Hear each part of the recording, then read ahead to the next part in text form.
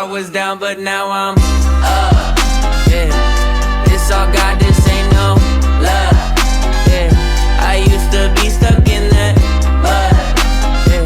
Yeah, I was down, but now Greetings. I'm Dr. Charley Haynes Jr. I am your host of the Leverage Factor podcast. Today, I have an amazing phenom. He's a genius in his own right.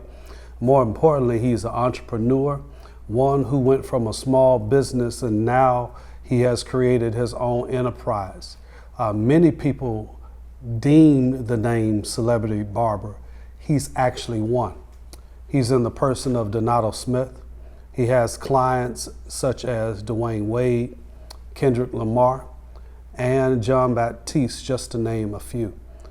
He's been in the industry for more than 17 years, and he is also, I will call him a friend beyond the style and the clip.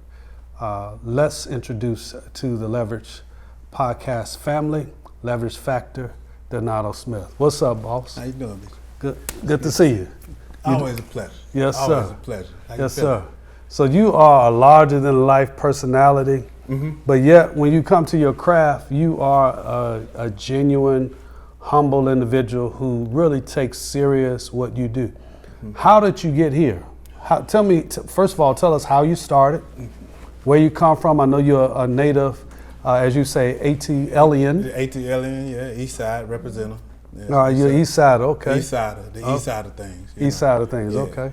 Grady baby? Yes, I am. What? You a Grady baby? I am a Grady baby. Yes, I am. Shut Some the of front the greatest door. you know came out of Grady. Really? Yeah. Okay. Well, Spike Lee, in fact, came out of Grady. we don't claim him. I mean, Spike Lee. Okay, that's good. That's good. I'm just joking, Spike. All right, but all right. Let's deal with your. How did you get here? Let's start from beginning.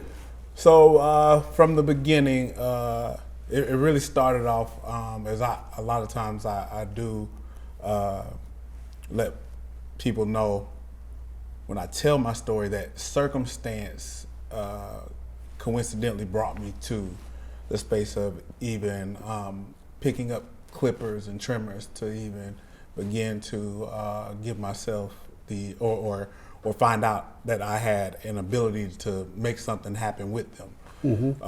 And that circumstance was my mother. So my mother was my barber, my younger brother's barber growing up. She's a barber and a cosmetologist. So you were a second generation barber. Yeah, Stylist. I am. To be honest, I've never even thought about it like that, but yeah, I am. I'm Wow. a second generation, preceding my mom for sure. But I never was actually, while she was in the profession heavily working in salons and whatnot, I never ever looked at her, and aspired to do the craft or, participate in the craft at all. Never. I just, ultimately ended up, again, picking the clippers up because of the circumstance of my mother's health beginning to decline. She dealt with PKD, polycystic kidney disease, and her kidneys began to fail. So that ultimately affected her health overall. So things like standing up for long periods of time were just not, conducive for her at that point when she figured that out. Right. And also, her time was now consumed with treatments with dialysis and things like that. So, so a lot of the practices and routines that my mom participated in before that time naturally dwindled or fell off. And barbering and working in salons was one of those things. So myself personally at that time, I was like, well, we in the midst of this part of the circumstances, we weren't, we struggled. We weren't always, financially privileged. So, I figured I still want to look good. I still want to look groomed when I want to look like it. So the clippers that my mother had, I actually picked those up myself and, went in the bathroom one day and tore myself up. Yep. So it wasn't a masterpiece when you first Oh started. no. Yeah. No, it wasn't no masterpiece. It was just a master start. A master start. Yeah, it was a master start. A master start don't be pretty. Yeah, absolutely. I mean, and really, that's how life is. If people are honest, you never start at the height of your perfection. For sure. You only start at the height of your grind, right? So one of the things that I'm hearing from you is that your mom's health is diminished. It feels very much tragic because she was the breadwinner for your family. And it sounds like, you know, once you saw that happen, in some kind of fated sense, you picked up the legacy. Yeah. In many respects, you picked up her baton. For sure. For You sure. know, so what happened after that first moment you jacked yourself up? After that first moment, you know, it was an unconscious move to try again. Like, it wasn't like, oh, I did bad, I'm not gonna try this again. It's just like, you know, well, you know, when it came back, you know, still didn't have no money, still need a haircut. What are you gonna do? Try again. Right. You know what I mean? And eventually, you know, you start getting decent enough to feel confident to not have to throw on a hat after you get done with yourself. And got decent enough and started, you know, going out into the world with the work. And you know, you start getting a little bit better when, you know, your friends in the neighborhood start asking. They don't, you know, it's a different way to ask. When they ask you who cut your hair, it's a, who cut your hair? Yeah. Well, then it's the, who cut your hair? Yeah. Because you got the inquisitive and curious possible client type of inquisition. So it started turning into that versus the other, you know. So let me get this right. So you went, because many people would say, okay, my mama's down, you know, and it's, I'm assuming you're very young, and it's not the fact you was picking up the clippers to make bread for the house. It was really just self-preservation. Self-preservation, right? For sure. That got you interested. Yes. And then you started to get good. So would you say to yourself, this was a gift handed down from mom? Yeah, in essence, yes. I would say it's a gift handed down because, again, I never was, like, again, looking at this craft that my mom was so passionate about. My mom was very, very passionate about it. I never looked at it like, oh, I really want to get into this, you know. So it's a gift. It's very interesting sometimes when gifts are given that aren't even perceived as gifts, you know, by the gifter or the receiver, the one that's giving the gift or the one receiving. Those are the interesting moments. It's like, I didn't even know I was giving a gift to you. So yeah, I could say yes, it's a gift given down from my mom. So as I hear that, it's super interesting because, you know, I'm able to see things, so I was able to kind of connect the dots on that, right? But on the other side of it is that your mom had passion around it because that's what you saw, right? But now that's what I experience you as an individual. One of the things that I'm from Chicago, born and raised South Side. It's a plethora of barbers that used to cut hair. But I was a loyalist, and I was a loyalist based out of consistency. So let me give you just a quick story. This lady who is, in many respects, she's sainted to me. You know, she's very human, she's very sainted. Her name was Moselle Owens. Okay. Her and her husband were in business down the street from my father. My father was a restaurant owner, and they owned Mo and Joe Style and Clip. Okay. Right. And her husband was master barber. Everybody cut. He knew everybody. Business was booming, and so was she. So as my childhood barber, it was a lady, right? She was the same lady who cut Jeremiah Wright's hair, right? Her son eventually cut my hair, and, you know, he entered me into competitions. And don't y'all laugh on screen, but I was in an S-curl competition as a model. Because I modeled his hair. Wow. It was a little high top fade. It wasn't all of the juicy juice stuff. But That explains it. I look good though. Yeah, that explains a lot. You know, I don't know what it explains, but it explains something. But the point is that it was her consistency that I learned. That every time I hit her chair, it was the same line. It was the same razor. And rain or shine, it wasn't how she felt, because I know some days they all had trauma and stuff going on, but she always delivered the same level of service. And believe it or not, today that's hard to find. For sure. But we find that in you. So how do you get to this point of consistency? And is this the entree into the world that you become? How do I get to, there's two parts. Yeah. How do I get to this level of consistency? Is this the entree into the world? Can you elaborate on that, break that down for me a little bit?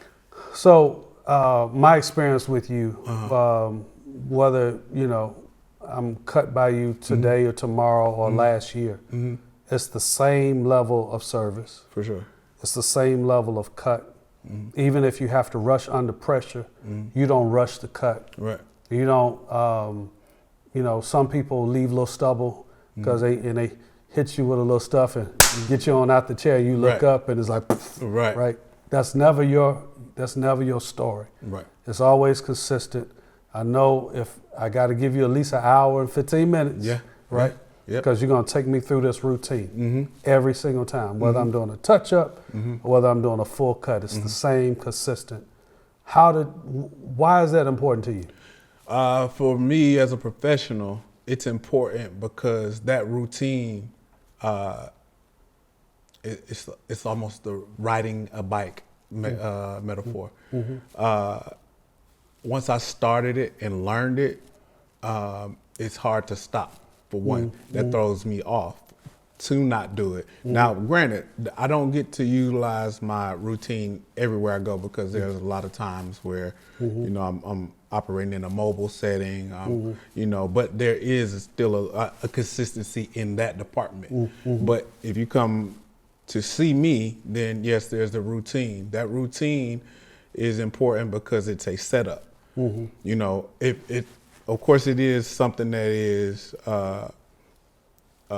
pleasurable for the client's experience, but at the end of the day, it also sets me up for success when it's time to actually service you. With the skin prepping, I do facial cleanses, sponges with my facial cleansers to exfoliate. Steam machine, hot towels, all of that. It preps the skin and prepares it so that it can be a clean canvas, yielded canvas, untainted as much as possible, untainted canvas, so that my tools, my motions of consideration while I'm working, all of those things work and partner with what I do before you sit down in the chair, as well as even the tension in the client being released, shoulders not high, they're not stiff, they're more, they're easily and more quick, they're more quick to respond to, whatever you may need them to do, whether it's, turn their head or whatever the case may be. So all of that partners and works well together. So I want to give the audience some of the questions that I know they dying to ask a person like you. We're going to talk about D Wade in a minute if you're open to it. We're going to talk about K Dot in a minute if you're open to it. But, I use that entree of my younger experience to talk about what happens today. Right. So I remember, you may not remember because you're not that old, but I remember when a haircut was $10. Oh, I remember. Right. I was in that wave. Yeah. And all of what you do, I got for $10 back then. All of what I do? Yeah. Really? Yeah. She would do the whole nine. She put the towel on the head, Oh, okay. Yeah. Man. Yeah. Back in 36, 930. Yeah, that's about right. They ain't that far back. Don't you give me the Kevin Hart treatment. Ah, good year. Yeah. Good year, 36. 36. Yeah, okay. All right. How old are you? You ain't that far behind. During that time, I mean, it was different. Don't give me them LeBron gray hair strands over there. But anyway, I ain't gonna bother you. No, I'm talking about growing up in the 80s. Mm-hmm. That's pretty much what my story is. Yeah. It was hot towel. Mm-hmm. It was the lather machine. Yeah, the lather. You press the lather machine. It was straight razor. Yeah. You know, on the shopping and bust that thing on down. that leather strap. Mm-hmm. You know, and I've seen some of them who wouldn't pay. They pull out that strap and hit them. Oh, yeah. No violence on this Yeah. one. But the point is that the service was $10. Mm-hmm.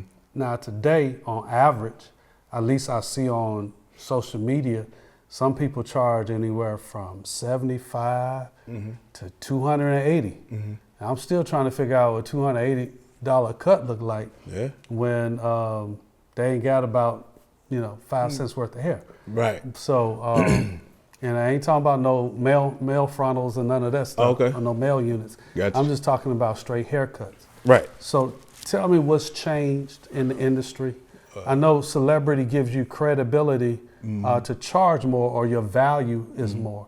But tell me just honestly what that looks like for you and how you've seen it change over the years. For me, ultimately, it doesn't really have much to do with, a celebrity or a high-profile individual being, a client of mine. It really doesn't have anything to do with it. It more so has to do with my experience, the level of service that I'm going to get, as you said, the consistency, the products that I'm using, all of these things. People will come in and say, "Oh man, all of this feels great. But all of this costs." Yeah. All of this does cost. And even for myself, I feel like even what I do charge is fair and could actually be, increased upon my decision, and at my discretion, because I actually know what goes into everything. I actually know what it takes. And by all means, within a radius, a certain mile radius, I'll just say within a 10-mile radius, nobody's doing what I'm doing. And I've done the research. I've done the research. Everybody feels like what I'm doing. So you bad. I think so. Okay. I'd like to think so, yes, sir. All right. Well, I've had other persons on this podcast, and they would say it. They bad. So you bad? Yeah, I'm bad. Okay. I'm a bad man. All right. I just want to hear it.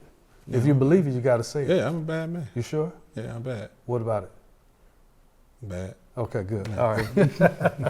All right, just bother you. So let's talk about, as much as you can share, how you hook up with Dwyane Wade. So I met Dwyane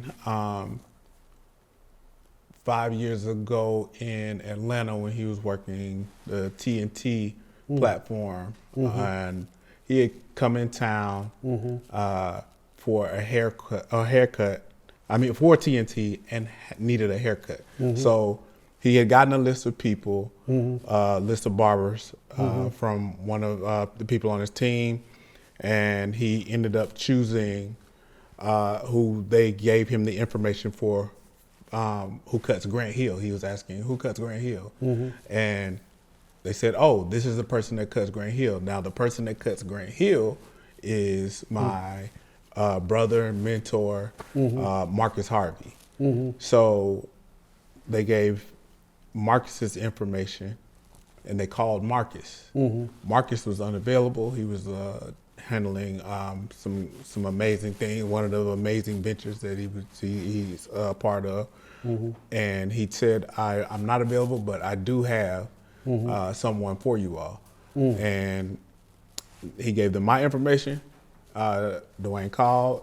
I went through, and man, it was one of the most surprising interactions that I had, because I had a mindset about who he was already. And by that, I just meant, like, I said it when I first met him after I got done working. I was like, hey man, I'm glad you wasn't a butthole, man. I'm glad you wasn't mean, bro. He was like, wait, what made you think that? I'm like, I don't know. I just thought you was gonna be, I thought this was gonna be unpleasant, but it's been real pleasant, bro. It was a pleasure working with you. and I didn't know if I was gonna see him again. But you know what I mean, we still to this day get a laugh out of that. But he definitely ended up calling me back, and like I say, because of you know, the consistency or the way I show up, because one of the things that I try to be, I try my best to be.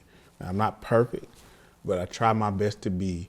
A word that was given to me by one of my clients. It said, you know what, you're reliable. And I feel like reliability should be rewarded. Yeah. You know, it should be compensated, reliability. So that's a leverage factor principle, reliability. Reliability. Okay. Let me just push you a little bit then. So you really are a product of grace. Yeah, right. For sure. Like the call was meant for somebody else, but that person couldn't do it. So you live the adage, you know. Yeah. You ain't have to get ready. You was already ready. You stay ready. So then when you get called, you know, you don't have to get ready. For sure. So you were ready. You stepped up. You executed. So that was moment one. What turned into this long relationship? I mean, it was just, again, our interactions when we did get a chance to work together. It was always, you know, lighthearted. There was no pressure, you know. He was happy with his look when he got done. He's like, yeah, man, I love my look. I look great, bro. I look like I want to look. You know what I mean? Because I ain't hating on him because I don't know him personally.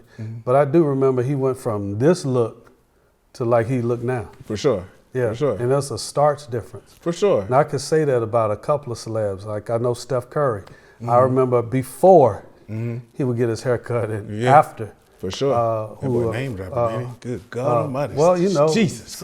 People know a little people, you know. Yeah. I don't know. I mean, I talk about my guy, you know, because we talk about it. But Steph, hey, Steph. You know. God bless you, brother. You know, Steph and, you know, his former barber, who's now his main security guy, Yusuf. Who's a friend of mine who used to cut my hair. We don't do a whole lot of name dropping, but just using the before and after. When you have a person that literally change your look, it really changed your identity. True. And that's what I kind of see you doing. And I'm not trying to over elevate it, but the consistency, I think, gives every person an opportunity to say, I'm looking my best, therefore I can show up my best. For sure. For sure. Most definitely. Because it means a lot for someone to look and feel, you know, their best. I know we both can probably agree to that. Like when I look good and I feel good, you know, there's my itinerary gets longer when I look good. You know what I mean? Like I got more to do now. So something has to be done when I look good, and that plays a part from hair to you know, skin, clothes, whatever. You know, I can get a new pair of shoes and I feel like I want to. You know what I mean? Right. So yes, that is very important, and I've watched that over time.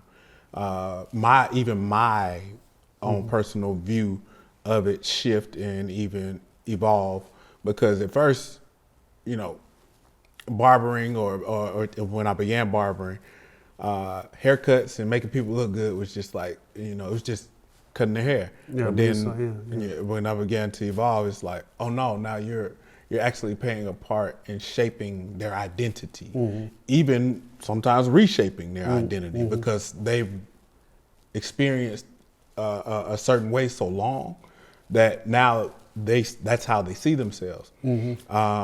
Or they get a chance to see themselves how they wanted to see themselves. Because I know some people who have had a certain look and received a certain look from a person, a professional, because we are all artists in our own right. So we all we see things different, and they may have sensitive about your. Yeah, and I'm sensitive about mine. You know what it is. Yeah, talk to them. Okay. But they've gone to a professional or a stylist for a while, and they change up, they switch up due to circumstance or due to, you know, I mean, just wanting that change, and they get a chance to experience another professional, and they're like, dang, man, this is what I. So I just want to again piggyback. So you went from really being the person that was not supposed to be there to be there, to now you have this 5-year relationship. What I mean, as much as you can share, what happened when he went from calling you randomly to saying, "Hey, look, I think we should develop a partnership"? Man, that was a very mind-blowing time for sure, because I mean, I've done so many things in the industry, working this long. I've been blessed enough, glory to God, that I experienced working behind, in film and television, behind the scenes. I've, worked with many celebrities. I forgot some of the people that I've worked with, but when, I met Dwyane, and I was like, man, because I grew up a fan of him, you know what I mean? Or I was a fan of watching this game and whatnot, and to work with him, and then again, get a chance to see what type of individual he was in person and one-on-one, it's like, man, this is dope.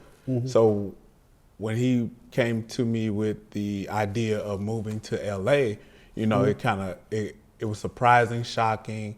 I was caught off guard, like, wait, what you mean? Because I've never thought about leaving Atlanta. Like, that's not something at the forefront of my mind.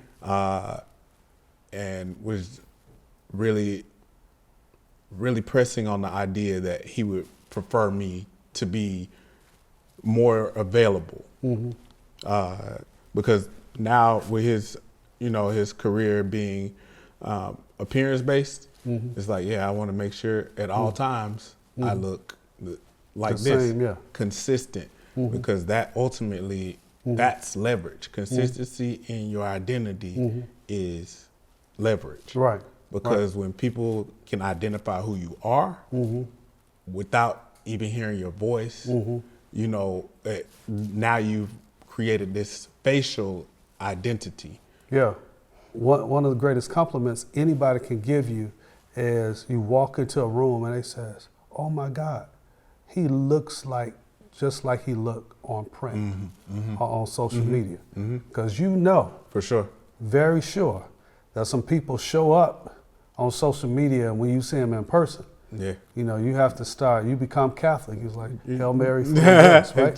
Because it's not the same representation. For sure. But the consistency comes when you have a team that can create that for you. For sure, without a doubt. So let's move away from D. Wade. We're not going to ask anything personal about him, because it's not none of our business. For sure. But you hit another celebrity that pulled you on a tour. At the height, in many respects, the apex of his career. Let's talk about K-Dot. How in the world, that's basketball, now hip hop. How did that happen? Another product of grace and being ready and accepting the call, picking up the phone when the call came. That came also through a relationship through my brother, mentor Marcus.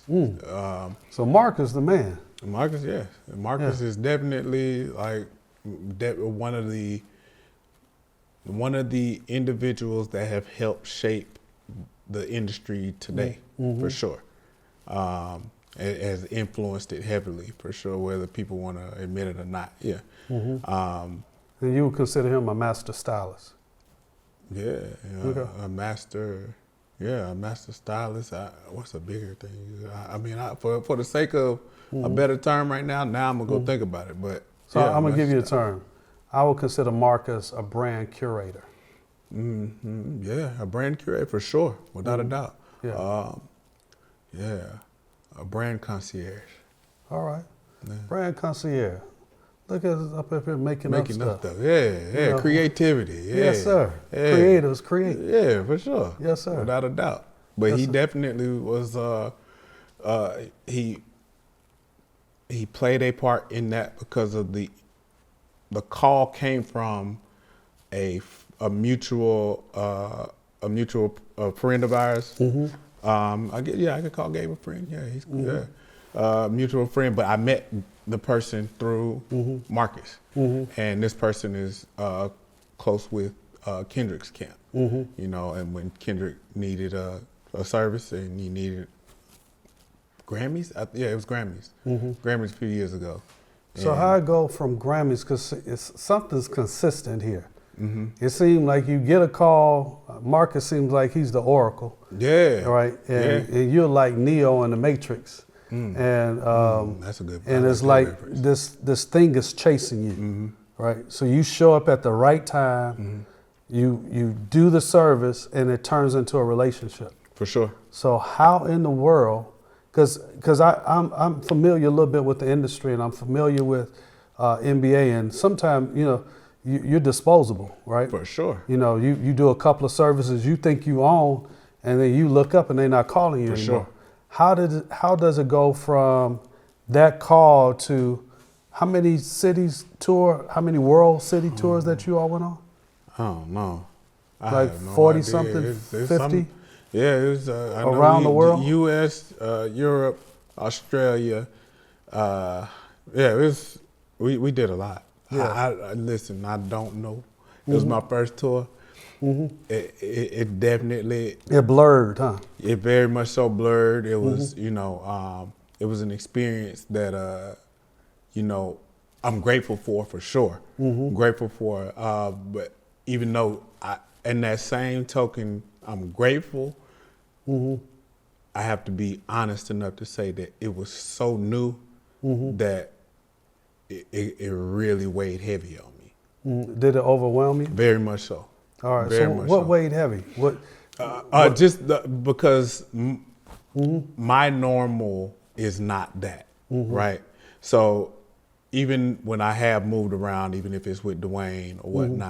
whatnot, it's like I know how long. Mm-hmm. I know, and it's a lot more settling. Like, well, we get to a city, Mm-hmm. we get to a hotel, you're there for a while. So you were overwhelmed. Yeah, for sure. Overwhelmed just due to the newness of the movement of world music tour with the major artists. That was very, very new to me, just due to the fact of the unsettling. Like I'm not used to not like settling. Like you get to a city, you're there for a few hours, then pack your stuff and get back on the bus or get on the plane and head back or head to the next location. So and doing that so frequently for me, that was very, very new and very, very difficult, especially in the beginning, to adjust and adapt to. So was it the sleep deprivation? Was it the diet? All of the above. Was it the pressure? All of the above. Yeah. All of the above. Were you able to cut at all times of night? Because I'm assuming you had to. Well, what for? Kendrick? Yeah. No, I mean, it was, every show, we worked together every show. Okay. So it was, you knew when you were going to be working, you know what I mean? But it was just the idea of, okay, how long am I going to be in this place? And when we head to the next place, what are those accommodations? So give us an idea. So you're in Australia. You're there for a day? You're there for 6 hours? In And then Australia? Yeah. No, you're there for a month. A month, okay. So Yeah. you're doing different 2 venues? weeks 2 weeks to a month, yeah. Okay. We're doing different venues. Yeah, there's different cities. You're in Melbourne. You're in Sydney. You're in any Australian location that they Have choose to music. have a venue or choose to operate in a venue. Because we were doing stadiums, not arenas. The arenas are they amazing. Excuse me, you all. He said we're not doing arenas. We're Yeah. doing stadiums. Yeah, we were doing stadiums. Like This is not the United States. He said Australia. I just want to be clear. Right. So go ahead. Yeah, I mean, it was a world stadium tour. So every stadium, every show was at a stadium. So you talking what, 30,000 people? Oh yeah, better. Better for sure. Some even 50, 100,000? For sure, without a doubt. Wow. So yeah, and you're dealing with the again the. So and I'm not trying to be, posh when I say this. It's 100,000 people. They can't see whether his line's straight or not. I'm just like, so. Yeah, they can. How? Yeah, you can. You can see if it's lined straight. What, on the 'Cause screen? I saw it. Yeah, Okay. I saw it. All right. But you're the at stylist, the though. end of the day, this is part of his identity. This is part of his look. This is how he wants to look, how he feels when he looks this way is also a part of that. You know, so details shouldn't matter, or intention shouldn't matter because someone notices. You know, or an external person notices, or there's an external acknowledgement. Details should matter because you want them to matter. Okay. So how does that create for you then your niche for service? Well, for me, it creates a niche for my service because of the fact that I have an idea, and I get to because as a professional in this setting, you have to be able to see things before you can actually see them physically. I mean, you have to have a vision to be able to see. So I am able to, through my service, through my practices, through my vision, be able to give what God's given me in my head about a person, place it on them, allow them to see, because what I do the same thing, and but it's variations between each person. Right, because I'm looking at, if you just look at Kendrick Lamar, Dwyane Wade, it depends on what he may feel like he want to do for that day. And then Jon Batiste was a whole nother look. For sure. So, I mean, again, how did you connect with Jon Batiste? That's jazz, that's classic, that's a whole nother genre. And why is this individual feel to be connected to you? Because all of these individuals you're still working with on a consistent basis in various, realms. So how did that happen? So I met John through a client of mine. He recommended me after I worked with one of his clients because he's a creative director. He works in many different facets with different artists, and John is one of those. But another one of his artists that I've been knowing for years, we were working together. He liked my work. And he said, "Hey, I have a client that may need your services," and he sent John my information. John's team my information. They contacted me, and I don't remember exactly what was the event that I ended up cutting him for the first time. But we hit it off. John's from New Orleans. He's from Louisiana, so. I'm from Atlanta, we're from that South connection happened immediately. Dirty South, I get it. Yeah. So, we were able to build even off of that. And again, the way that I was able to translate what I saw in my head on, to the canvas, he appreciated it, and it started becoming more frequent, on the contact. So what you say, I'm coming to my last couple of questions, and then we're going to do a rapid fire session that you're going to respond to right on the spot. Sounds good. But, it sounds like in summation around leadership is around building relationships. Oh, for sure. It sounds like authenticity. And it sounds like your personality draws people into you. For sure. So what do you say about your personality? I know, I rib you, vice versa. And yet it's still respectful, it's still not dishonorable. For sure. What about your personality that lends itself to that? It's just loving people, my personality, and there's a lot of consideration in my personality. Consideration, but service is all falls into service. Servitude, I guess that's what I'll just really lean into. Servitude. My personality leans into servitude and presses in on that because sometimes you might need to serve a laugh. Mm-hmm. You know, sometimes you might need to serve a hairstyle. Sometimes you might need to serve, you know, just an ear. So my personality, I say, just leads into servitude. Sounds good. This scripture talks about, you know, really being all things to all people. So that's super cool. I'm gonna get to my rapid questions. Yeah, let's do it. And then we're gonna have some closing thoughts from the Donato Smith. Yes, sir. All right. Clippers or scissors? Which tells the truth faster? Scissors. Scissors. Why? Shears. Shears. Why? They're just so precise. I mean, they tell the truth faster because there's no, with a clipper, you have levels that can shift and change. With a shear or scissor, what you snip is what you get. Yeah. You know. So if it's coarse, that's what you get. Yeah. If it's porous, that's what you get. And if you messed up, That's what you got. get. Right. That's what you got. All right. First celebrity you ever cut, and what did that moment teach you? First celebrity I ever cut, and what did that moment teach me? The first celebrity I ever cut, ooh.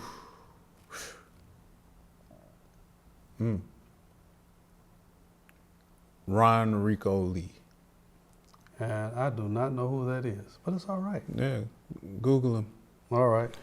Ron, He we get said with it. Google it. No, but Ron Rico Lee is he's an actor. Okay.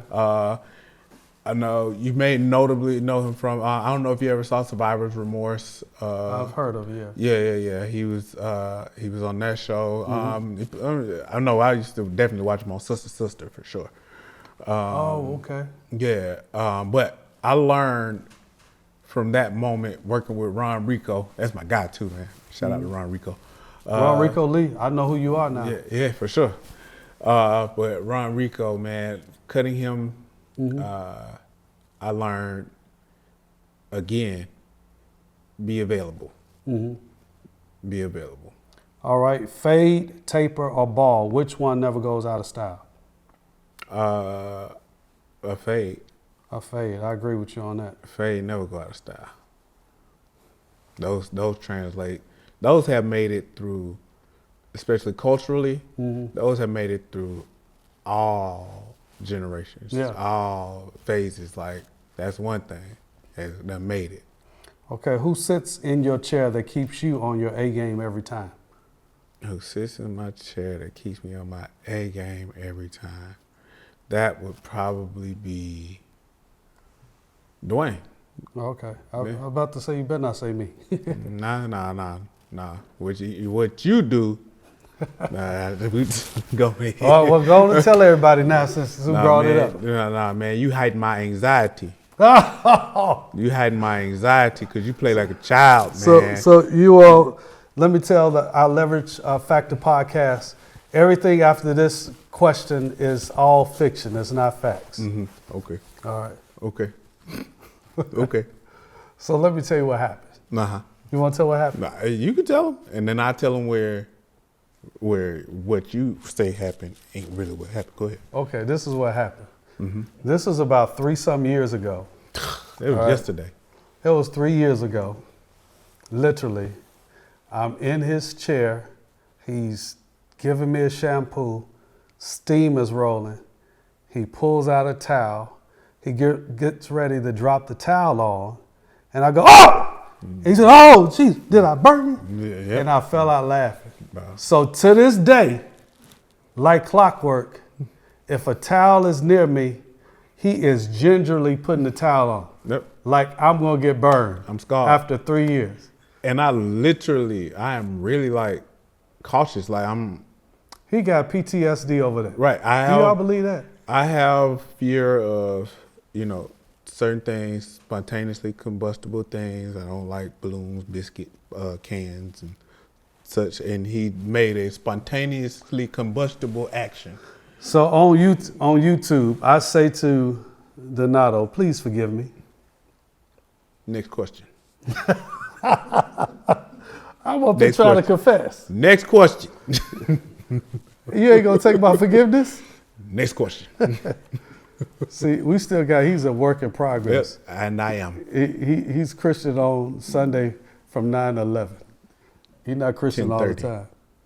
10:30. All right, what's your non-negotiable when it comes to professionalism? My non-negotiable, respect. Mm-hmm. Non-negotiable, because I'm going to respect you and everything that entails, and I expect the same thing.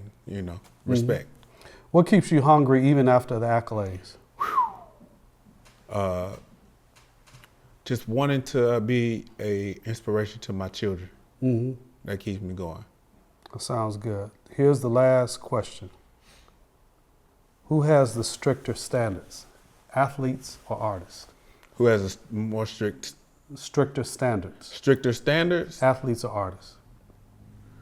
In what regard? Elaborate. It's no trick question, just... There's more strict standards? Yeah. Stricter standards? Athletes or artists? Mm-hmm. I say athletes. Okay. Athletes, because I say that because typically when I deal with athletes, they are more so, like, they're used to like schedules and times and things like that. So they operate. You say a time, more likely they're gonna be there. Artists don't never really typically have, I'm not saying all, but yeah, they show up when they show up. Yeah, they show up when they show up, and it is what it is. So yeah, I'd say athletes. Okay. Any closing remarks? Good, better, best. Never let it rest until your good gets better and your better gets best. So I heard that years ago while I was in school, and that stuck with me. It because there's grace in there, but there's also space. There's grace, space for growth, but also unction for more. All right. Not a it's a content unction for growth, not a unfair assessment on yourself for growth. Absolutely. Well, I appreciate you spending this time with us. Yes, sir. And I look forward to many more conversations. And in this house?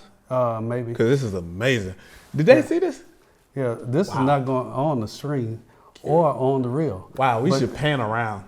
Yeah. We should pan around. Donald Smith, we thank you for spending this time with us today, and we trust that this will bless many more young entrepreneurs who want to be like you.